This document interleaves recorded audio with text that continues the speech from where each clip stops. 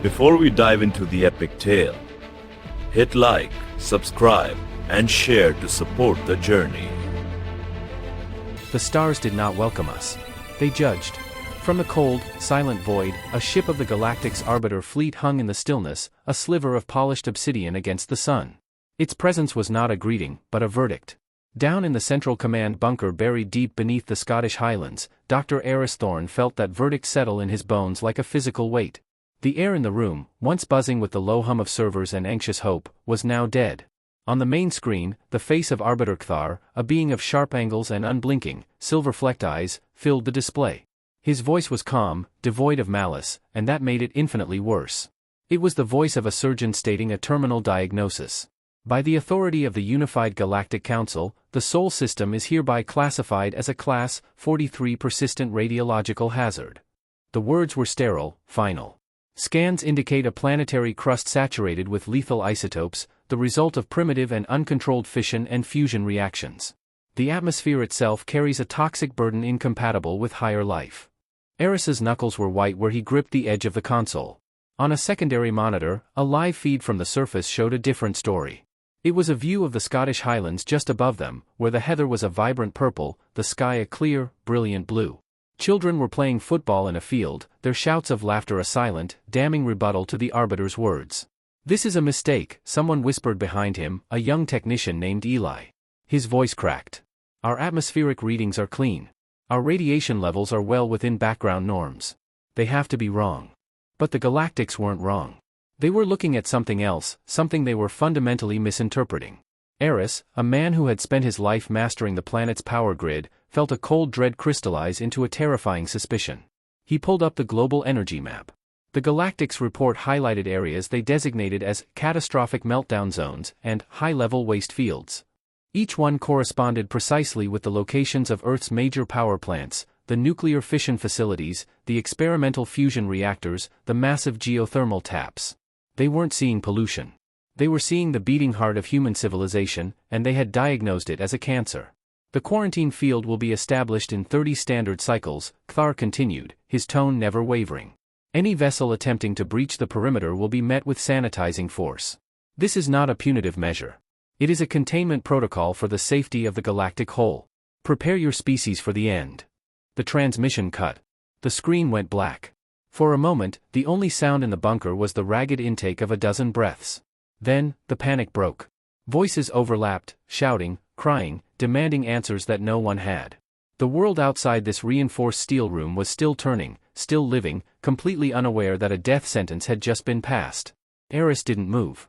He stared at the blank screen, his mind racing, not through the emotional torrent of despair, but through the cold, hard logic of the problem. The Galactics used subspace energy. Their entire technological paradigm was based on it. They had no concept of large-scale, hardwired power generation. Their ships drew energy from the fabric of space itself. To their sensors, the immense thermal and electromagnetic signature of a terawatt fission reactor wouldn't look like a controlled power source. It would look like a continuous, uncontained explosion. A bomb that had been detonating for decades. They saw our cities, our infrastructure, our very existence, and all they could perceive was the blinding, deadly glare of the energy that sustained it. He turned back to his console, his fingers flying across the interface. He called up the raw data from the galactic sensor sweep they had graciously shared as proof of their claims. He filtered out the background noise, the natural radiation, the cosmic rays. What was left was a perfect, horrifying map of human industry. Every power plant, every major substation, every high-energy research facility was lit up like a supernova on their scopes. The lethal tapestry was the pattern of our electrical grid. The truth was a hammer blow. They weren't being quarantined for what they had done to their world. They were being quarantined for what they were.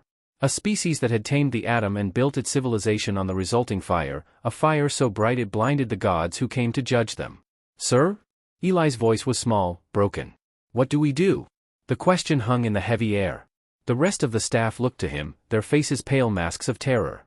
The official channels were erupting. He could see the global news feeds on another monitor, the headlines screaming of the end.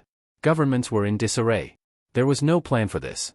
There was no protocol for arguing with a civilization that saw your life's work as evidence of your death. Eris finally turned from his screen.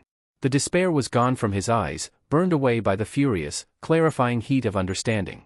He saw the fear in the faces of his team, and he knew he could not share it. He had to give them something else. Something harder, and far more dangerous.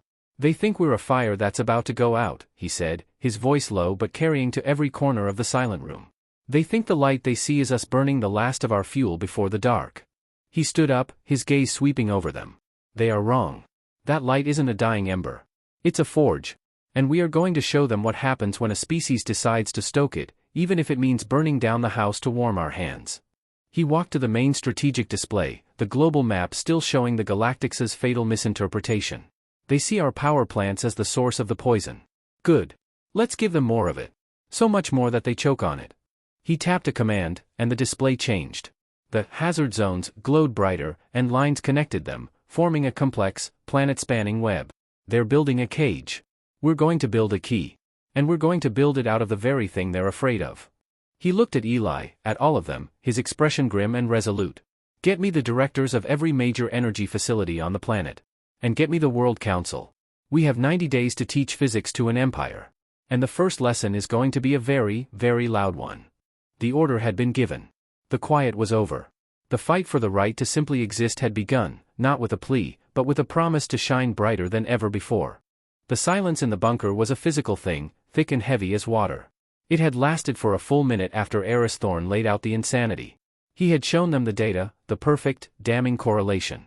He had explained the misunderstanding, not as a theory, but as a cold, engineering fact. The Galactics saw their civilization's pulse and called it a death rattle. Now, he had proposed using that misdiagnosis as a weapon. The Global Council, their faces grim on the dozen secure video feeds, finally broke. "You are proposing we trigger a global meltdown," the Chinese representative said, his voice flat. "You are asking us to commit collective suicide." "No," Eris countered, his own voice raspy with a fatigue that went deeper than bone.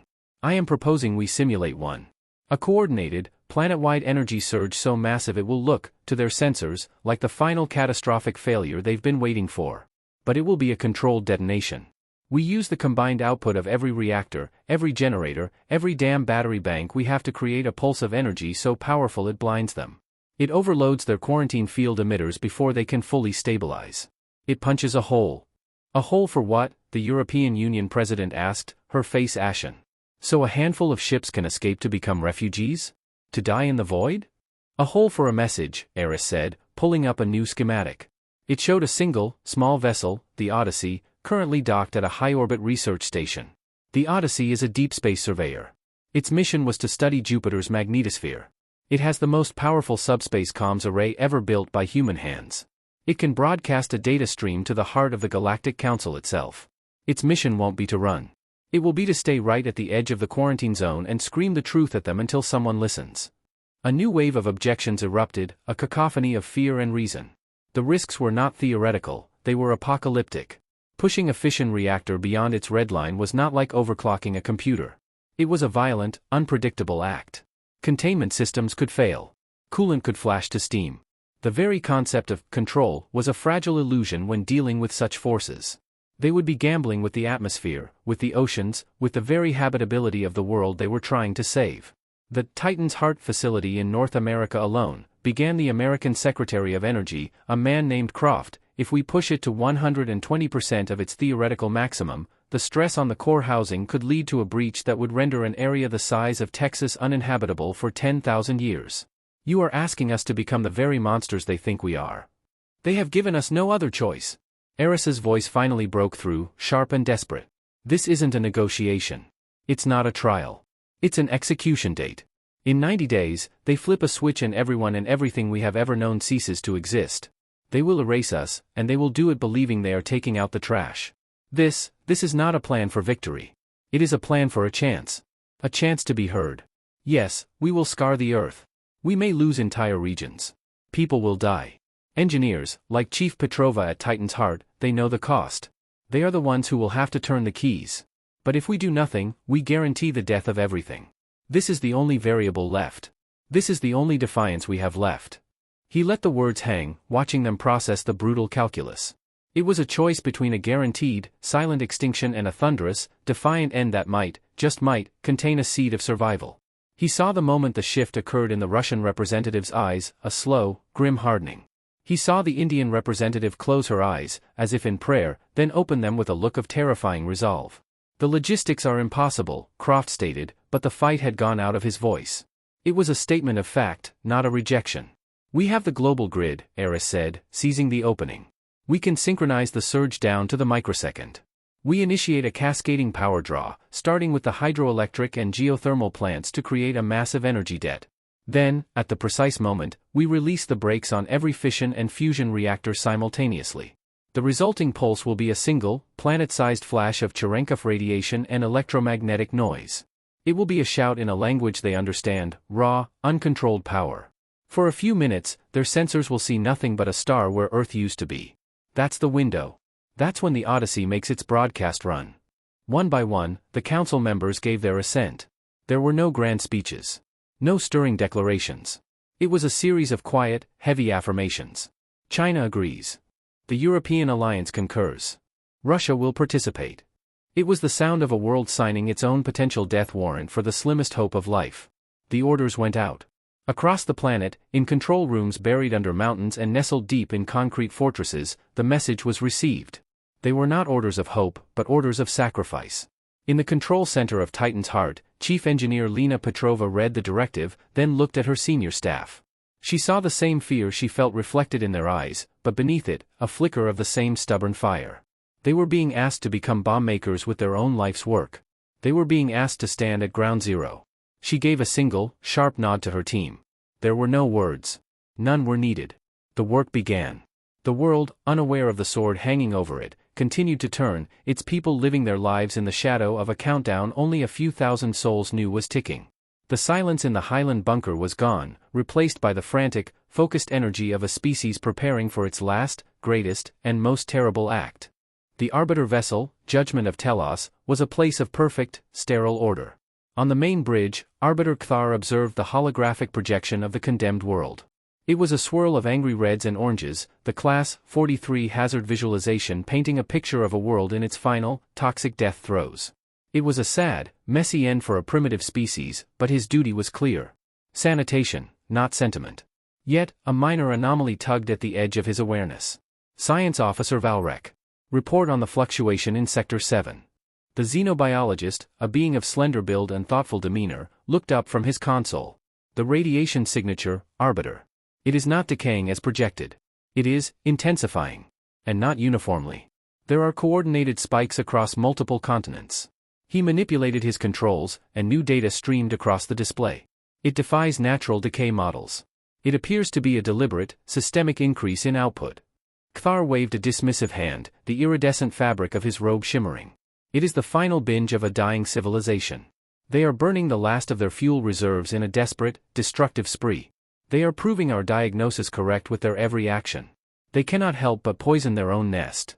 He found it pitiable. This was the inevitable end for species that failed to ascend to cleaner, subspace technologies. They drowned in the filth of their own making. Valrek hesitated, his tendrils twitching with unease.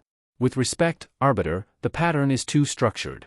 The power surges are synchronized with a precision that suggests coordination, not chaos.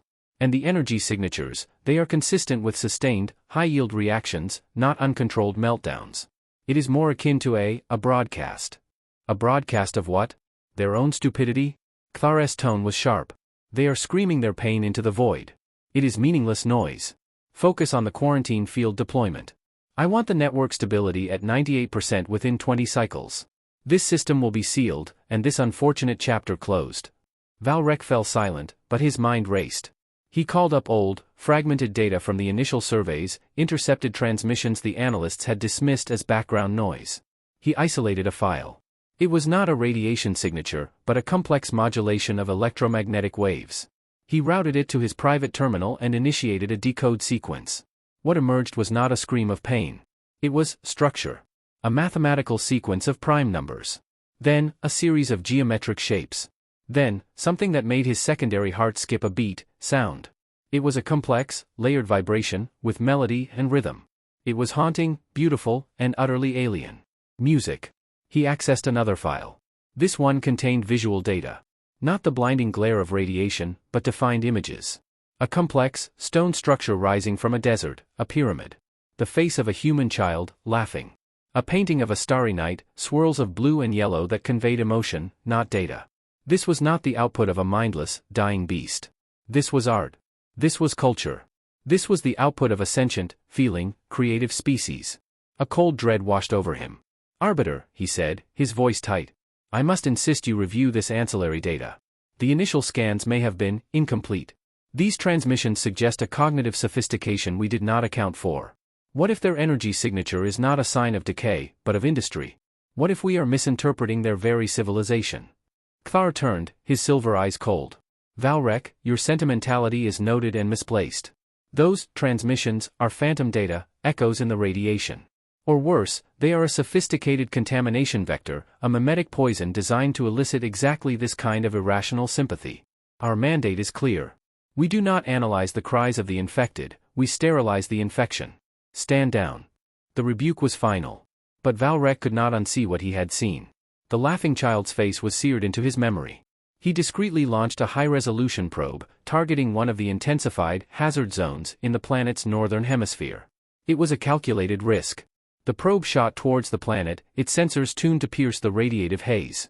For a few moments, the data stream was a chaotic mess of overload alerts. Then, the filters engaged. The image that resolved was not of a smoldering crater. It was of a vast, intricate facility of cooling towers and reinforced structures, lit up against the night. And around it, a city. A city with lights, with moving ground vehicles, with structures intact. The facility was not crumbling. It was being swarmed with activity. Teams of small, bipedal figures were reinforcing structural members, running new power conduits, preparing it. They were not fleeing a disaster. They were arming it. The probe's last transmission was a close-up of the facility's central structure, its hull scarred but defiant, before the radiation fried its systems. Valrek stared at the frozen image. He saw the truth now, with terrifying clarity. They were not witnessing a death spiral. They were witnessing a species preparing for war. A war against a verdict they refused to accept. And he, Valrek, was a junior officer on the ship that was about to fire the first shot in a terrible, tragic mistake. He looked at Kthar, who was calmly reviewing the quarantine field metrics, utterly blind to the cataclysm he was about to unleash. Valrek knew then that his career, perhaps his life, was forfeit. He had to act. He began copying the data, every byte of it, the music, the images, the probe's final footage, onto a secure, isolated data spike. The Arbiter would not listen. But someone else would have to. The silence in the control room of Titan's heart was a heavy, living thing. It was the quiet of a tomb, yet thrumming with the latent power of the beast they were about to awaken. Chief Engineer Lena Petrova ran a hand over the main console, her fingers tracing the cool, anodized metal. She had dedicated her life to this reactor, to the steady, rhythmic pulse of the steam turbines, the hum of the generators. It was a part of her. And tonight, she was going to kill it. She was going to ask it to die, and in its death throes, hopefully, give the rest of her species a chance. Her second-in-command, a young man named Ben whose hands were still shaking, looked at her. "The final sync check is complete, Chief. We're green across the board. The global countdown is at T-2 hours. His voice was a strained whisper. They're starting the goodbyes." Lena nodded, her throat too tight to speak. She turned to her own terminal and opened a private comms channel. The screen flickered to life, showing her apartment 1,000 miles away. Her daughter, Mia, was sitting at the kitchen table, coloring. Her husband, David, was behind her, his face a mask of forced calm. "Mommy!" Mia's face lit up. "You're calling. Are you coming home soon?" Lena felt a fracture run straight through her soul. She forced a smile, the muscles in her face aching with the effort. "Not just yet, sweet pea. We've got a very big, very important job to finish up here first." She could see the questions in David's eyes, the unspoken terror. They knew. They didn't know the details, but they knew the stakes. The whole world felt the tension, a planet holding its breath. "Are you making the lights stay on?" Mia asked, holding up a crayon drawing of a stick figure woman under a giant, smiling sun. Lena's breath hitched. "Something like that, baby.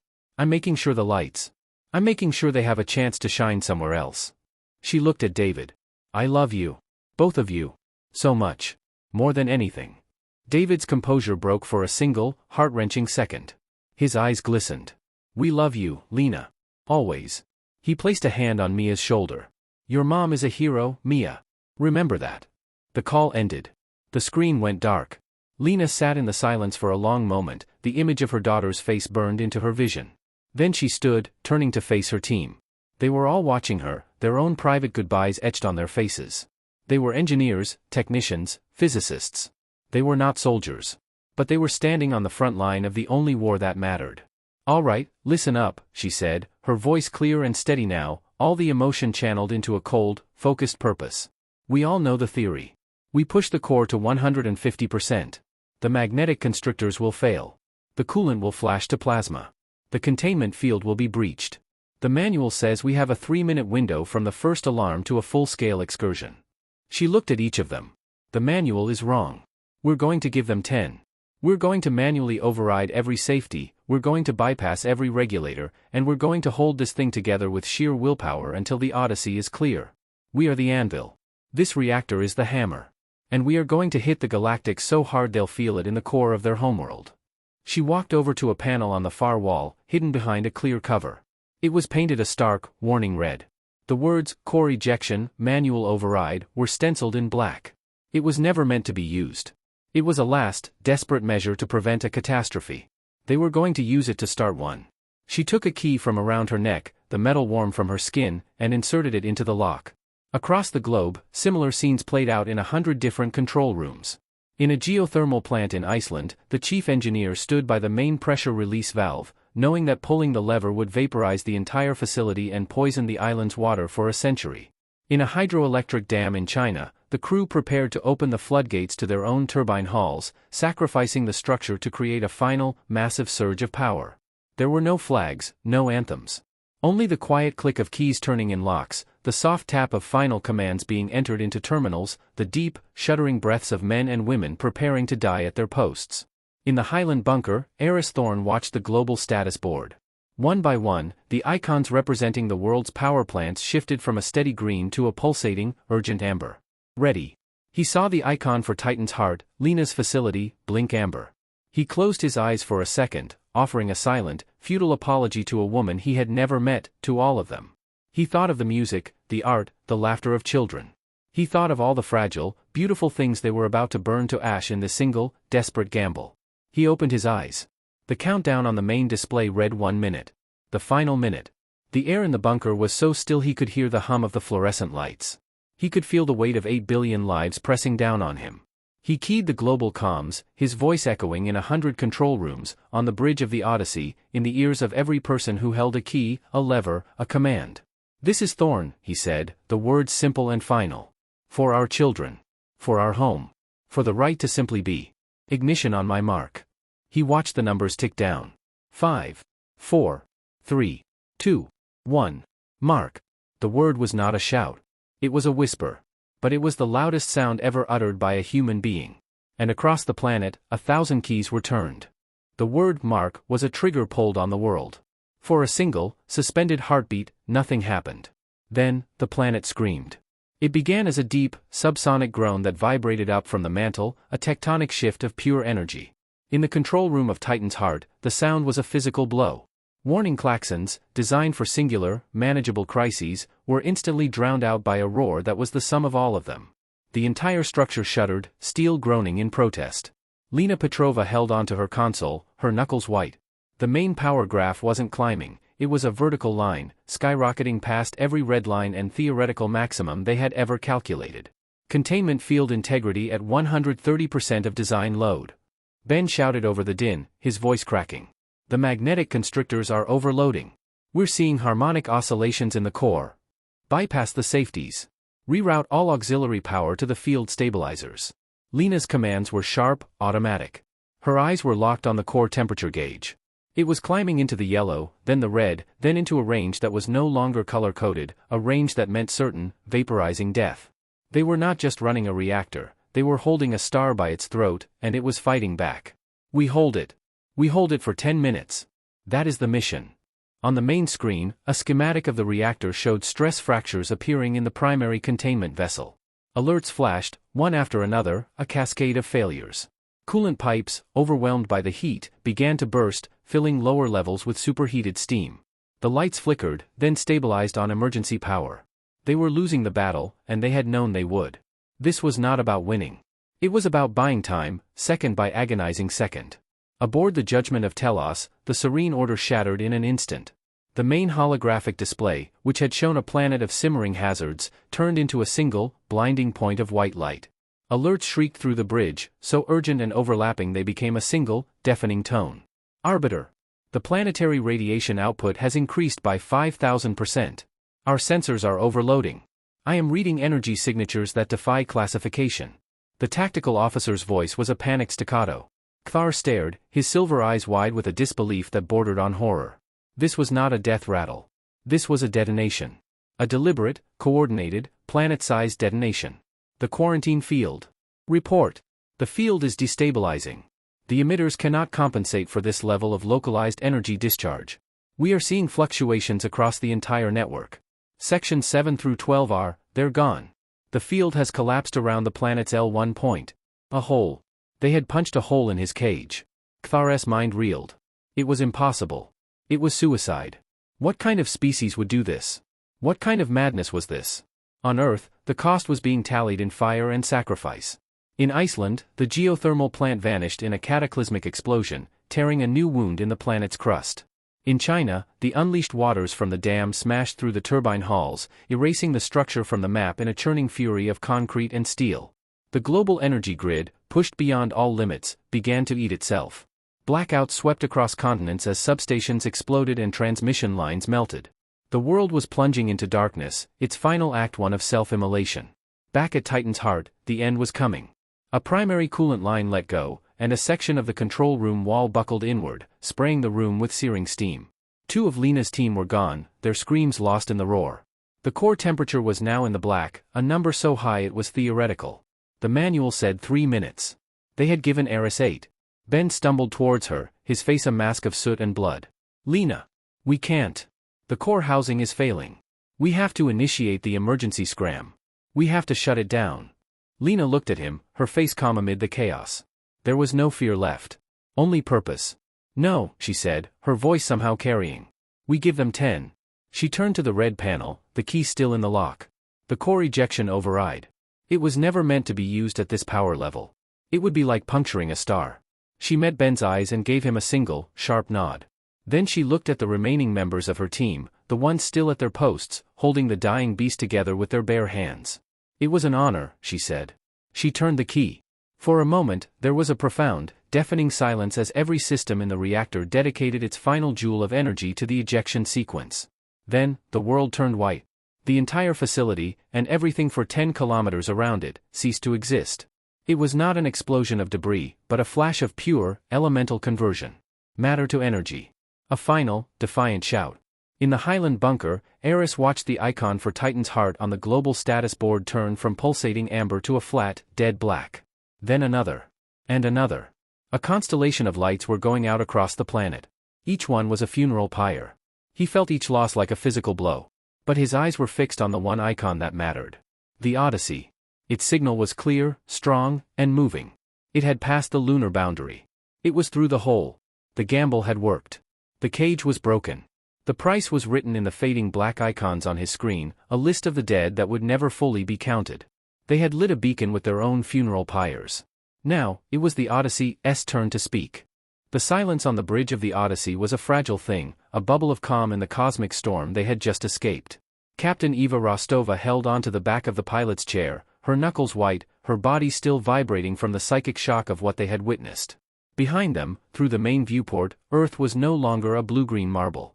It was a searing, angry star, a ball of unleashed energy so bright it hurt to look at. It was the death of a world, broadcast across the system. Except it wasn't death. It was a performance. A sacrifice. And they were the sole inheritors of its terrible cost. Signal from Earth Central is gone, comms officer Rigel said, his voice hollow. Titan's heart, Feng Shui Dam, throat of fire, all gone. The energy pulse is starting to decay, but the EM interference it's like nothing on record.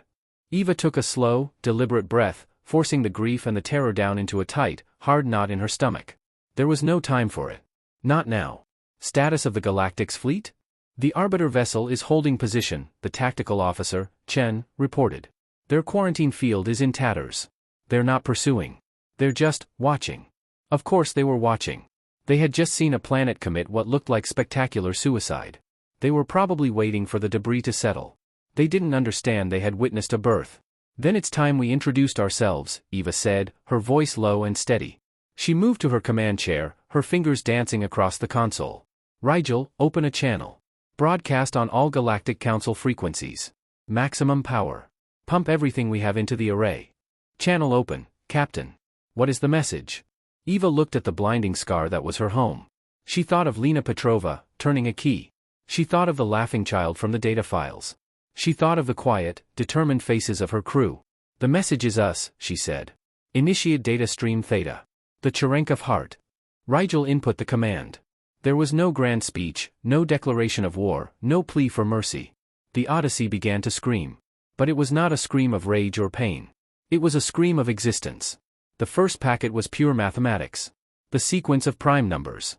The value of pi carried out to 1,000,000 digits. The Fibonacci sequence. The universal language of logic, a foundation of any advanced civilization. A simple, elegant statement, we think. The second packet was science. The double helix structure of DNA. The periodic table of elements. Einstein's theory of relativity. Newton's laws of motion. Schematics of the very fission reactors the galactics feared, not as weapons, but as marvels of engineering, of controlled stellar fire. A complex statement, we understand. Then, the third packet began. And this one was different. This one had a soul. It started with sound. The deep, resonant vibrations of a cello, a lonely, beautiful melody that spoke of loss and longing. Then, the soaring, complex harmonies of a full orchestra, Beethoven's Ninth Symphony, the Ode to Joy. It was a wave of sound, a tsunami of emotion, broadcast into the void. It was followed by the driving rhythm of rock and roll, the intricate patterns of jazz, the ancient, haunting strains of a single flute playing a folk tune from a long-lost homeland. We feel. Then came the images. Not of cities or technology, but of art. The Mona Lisa's enigmatic smile. Van Gogh's Starry Night, its swirls of blue and gold, a testament to a mind that saw the universe differently. The stark, powerful lines of a Picasso. A child's finger painting, smeared and bright and full of unbridled joy. We create.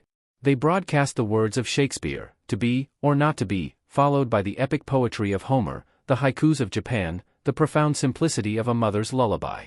They showed the Great Pyramid of Giza, the Colosseum, a humble stone bridge over a babbling brook.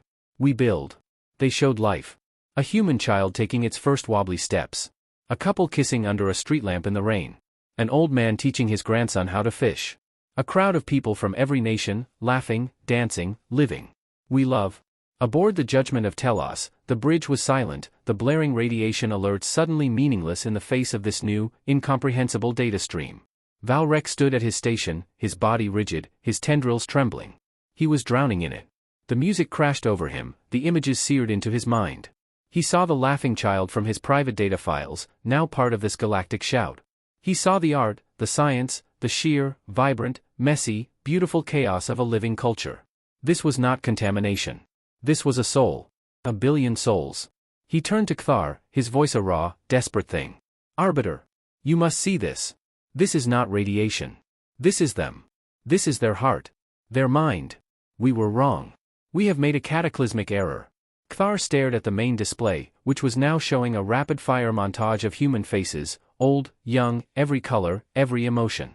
He saw the determination in their eyes, the laughter on their lips, the tears on their cheeks. He saw the truth, and it was an abyss opening beneath his feet. His entire worldview, his mandate, his purpose, was built on a foundation of sand. But to admit that now was to admit to genocide. It is a trick. Kthar snarled, but the conviction was gone from his voice, replaced by a frantic, cornered fear. A sophisticated mimetic weapon. It is designed to disarm us. To make us hesitate. Officer Valrek, stand down. It is not a weapon. Valrek shouted, stepping away from his console, towards the Arbiter. It is a plea.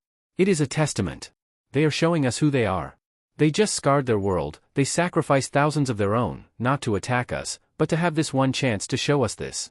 Can you not see the courage in that? Can you not see the value? I see a contamination event. Kthar roared, his composure shattering. And that ship is the source. Tactical. Target the human vessel. Destroy it. Purge the signal. The order echoed on the silent bridge. The crew stared, frozen. They had all seen the broadcast. They had all heard the music. They had all seen the child. Valrek looked at the tactical officer, whose hand was hovering over the firing control. He saw the hesitation there. He saw the doubt. And in that moment, he made his choice. He would not be a part of this. He would not be remembered as the one who silenced the song after the singers had burned down their own concert hall to be heard. He lunged for his console, his fingers a blur. He input an override code, a high-level security clearance he wasn't supposed to have for this system. A string of text flashed on the tactical screen: weapons lock, jury rig protocol engaged. Reason, conscience, ***. The targeting solution on the Odyssey dissolved. The weapons systems powered down. Kthar whirled on him, his face a mask of pure, undiluted fury. Treason. Valrek stood his ground, his heart pounding, his body trembling, but his voice was clear. No, Arbiter. Sanity. The word, treason, hung in the air of the bridge, a venomous condemnation. Kthar's silver eyes blazed with a cold fire, his authority, his very reality, challenged by the one person who had seen the truth he refused to acknowledge. Security. Detain Officer Valrek. Tactical, manually re-engage weapons and fire on that vessel. The two armored guards at the door hesitated for a fraction of a second, their training warring with the ghostly echoes of the human symphony still ringing in their minds.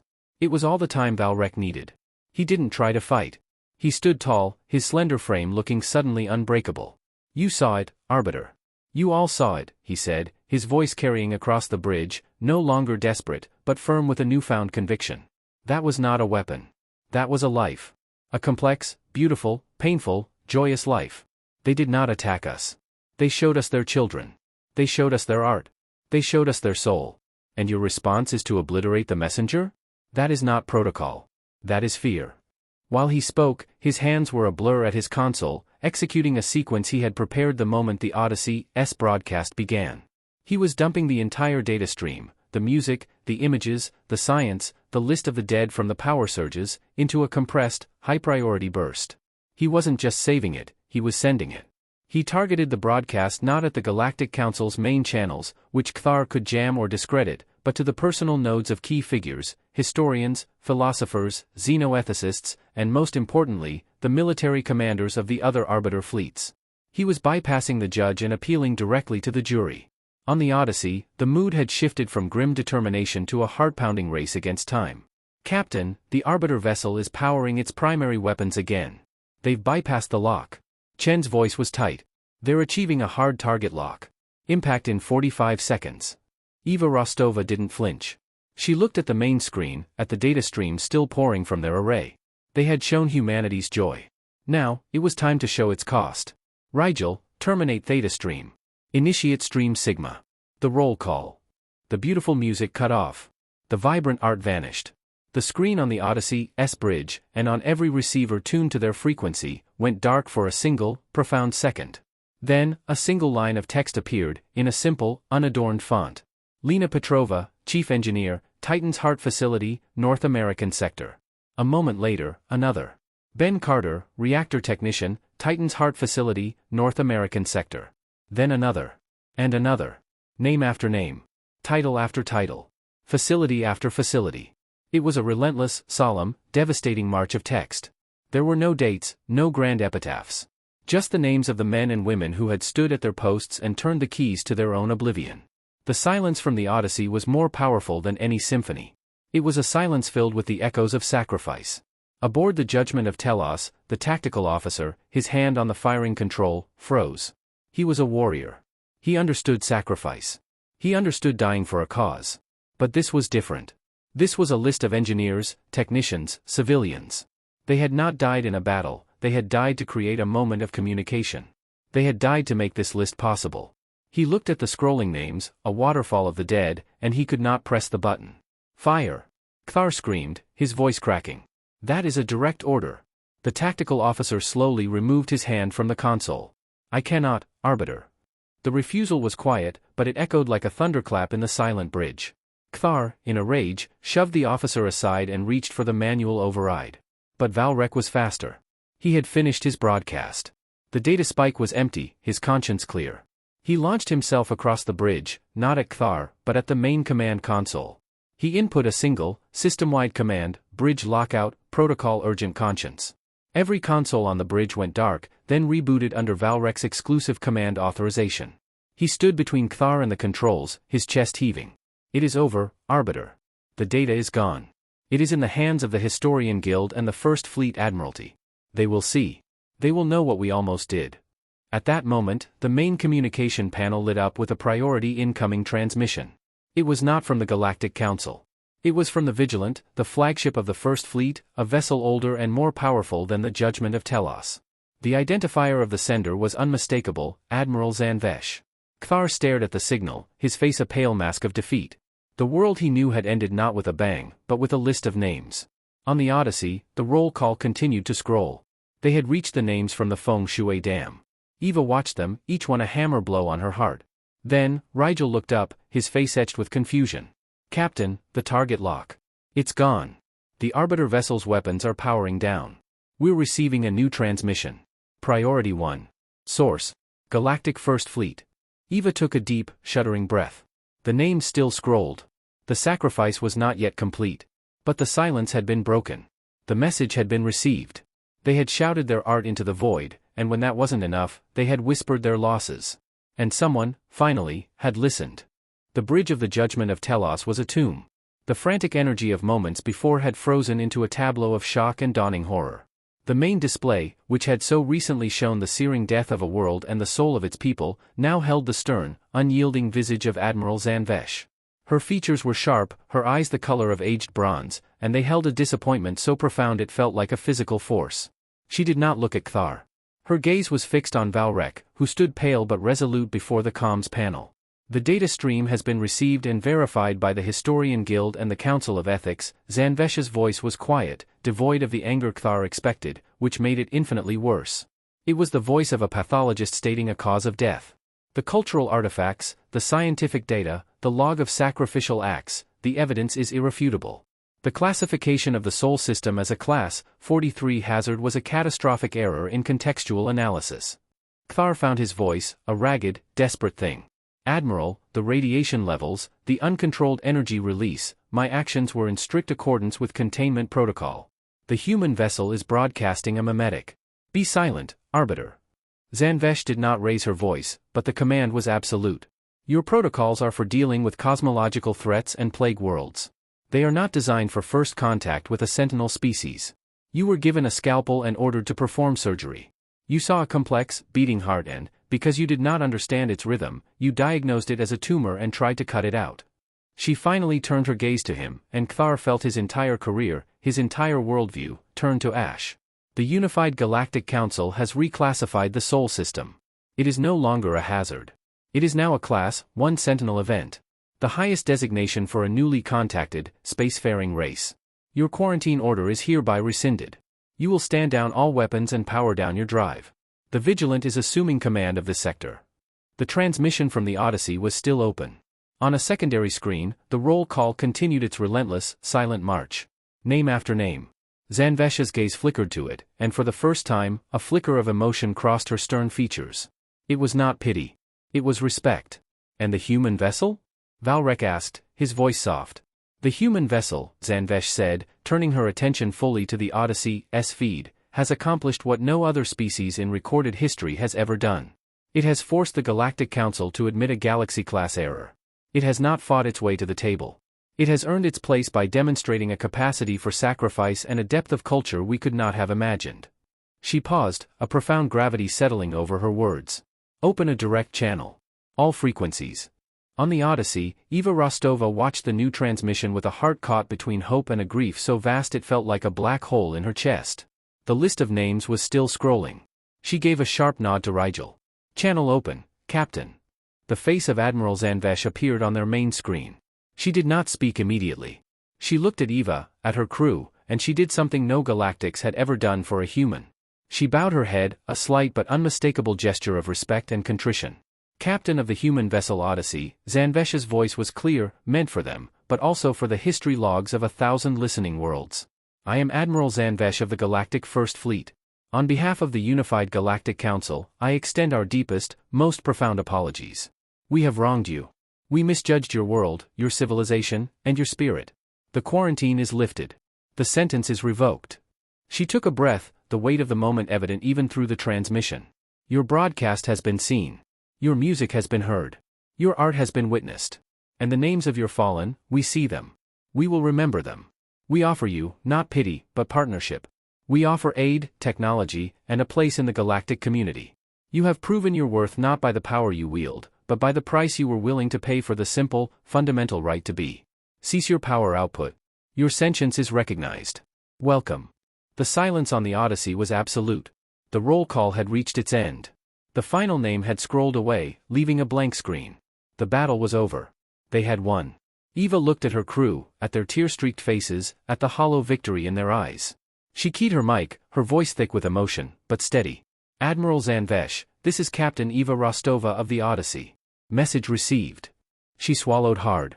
We accept your offer. And we await your aid. For our world, and for our dead. The channel closed. No one cheered. No one celebrated. They had achieved the impossible. They had stared into the abyss and forced it to blink. But the cost was etched into the silence, a void shaped like Titan's heart, like the Feng Shui Dam, like 1,000 other silent facilities, and the thousands of names that would forever be associated with them. They had secured a future, but the price had been paid in the currency of their past. The galaxy was now open. But the road home was paved with graves. The first thing Eris Thorne noticed was the silence. The constant, thrumming vibration of the bunker's life support, the hum of the servers, the faint electrical buzz of the lights, it was all gone, replaced by an emergency power system's low, mournful drone. The main status board was a constellation of black. North America was a dark scar. Europe was flickering, its grid shattered. Asia was a patchwork of surviving zones and massive, silent voids. The light of human civilization had gone out, and in its place was the cold, hard truth of what they had done to themselves. They had won their freedom by carving canyons of sacrifice into the face of their own world. He climbed the long, spiraling staircase out of the bunker, each step heavier than the last. The reinforced steel door hissed open, and he stepped out into the Scottish dawn. The air was clean. It was always clean. The sharp, peat-scented wind cut through him, a brutal, beautiful lie against the narrative of a poisoned world. He looked at the heather-covered hills, untouched, pristine. The sky was a soft, watercolor wash of pink and gold. The planet was fine. It was humanity that was bleeding out.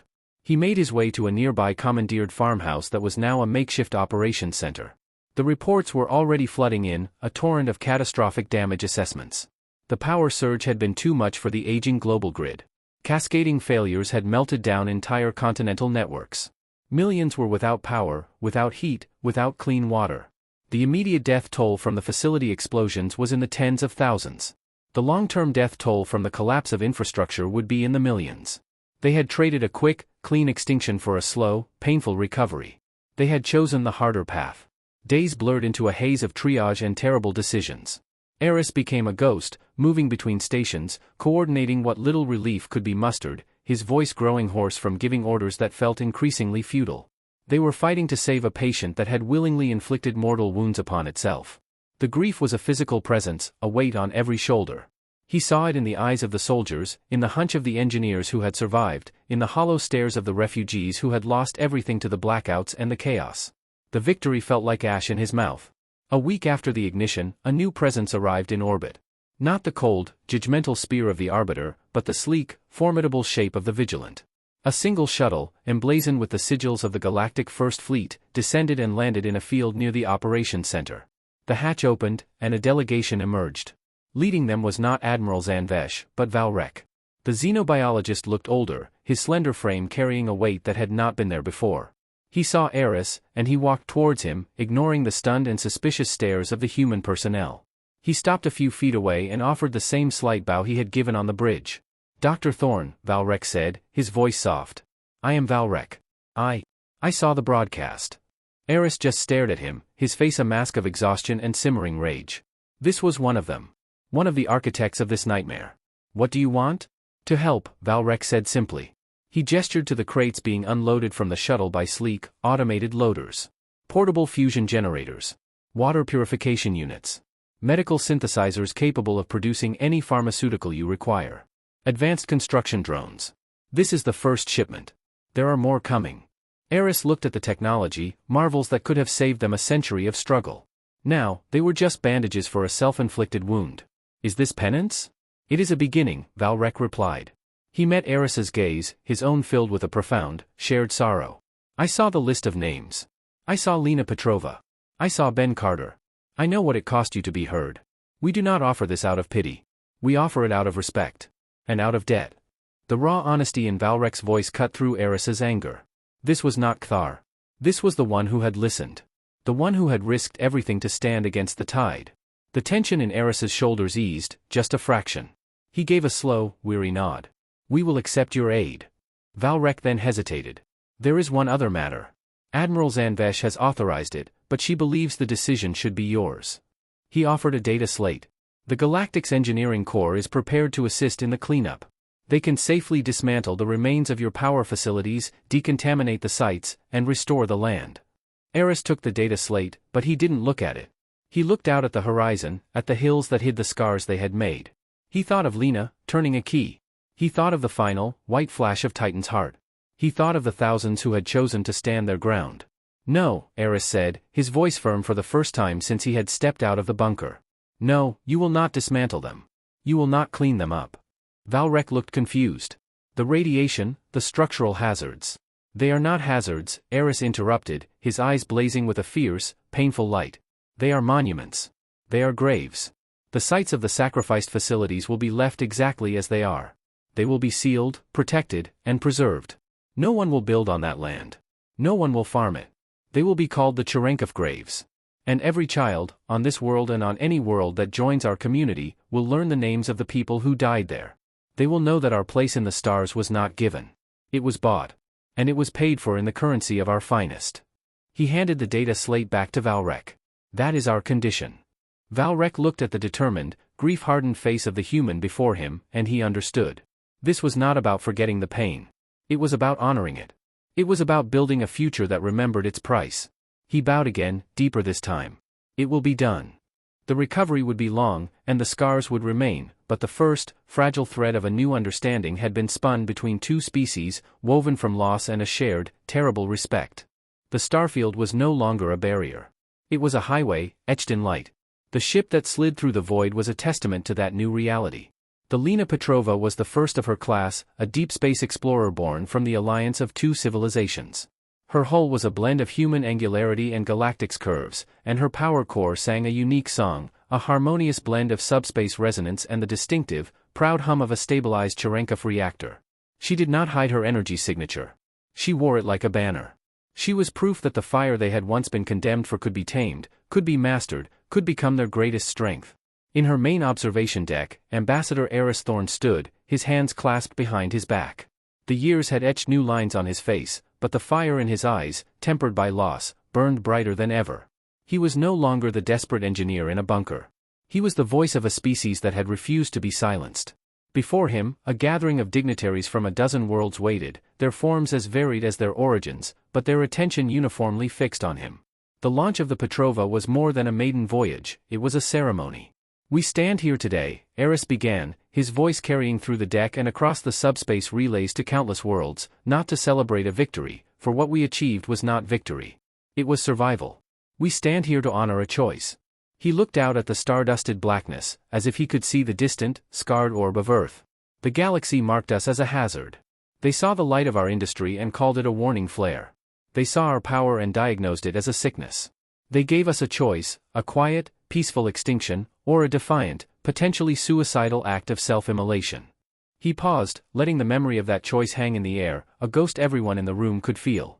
We chose the fire. We chose to burn so brightly that we blinded our judges. We chose to scream our existence with the last breath of our finest minds and bravest hearts. We did not ask for a place at your table. We built our own from the ashes of our power plants and the bones of our dead. And we placed it right next to yours. His gaze swept over the assembled aliens. They thought a heart that beat with such ferocity was a flaw. We have shown them it is our defining feature. That out of control, it is a hazard. But when focused, when given purpose, it is the engine of miracles. This ship, named for a woman who turned a key, is not a weapon. It is a promise. A promise that humanity will never again be judged for the volume of its heartbeat, but for the deeds it powers. As he spoke, the Lena Petrova's engines powered up for her first jump. The unique energy signature, a brilliant, cerulean blue laced with threads of gold, flared across the sensors of every listening post in the sector. On the bridge of the Vigilant, Admiral Zanvesh watched the display. The old Class 43 quarantine zone around Sol was gone from the official charts, erased from history. In its place, the Galactic Cartography Guild had ratified a new feature. Not a hazard zone. A constellation. Eris's speech reached its end. We do not journey into the dark to conquer it. We go to light a candle. And we will light it with the same fire they once feared. At that moment, the Lena Petrova leapt into warp. On the galactic map, its trajectory was logged, its unique hybrid signature catalogued not as a threat, but as a sentinel signature. A marker of a species that had earned its place not through conquest, but through courage.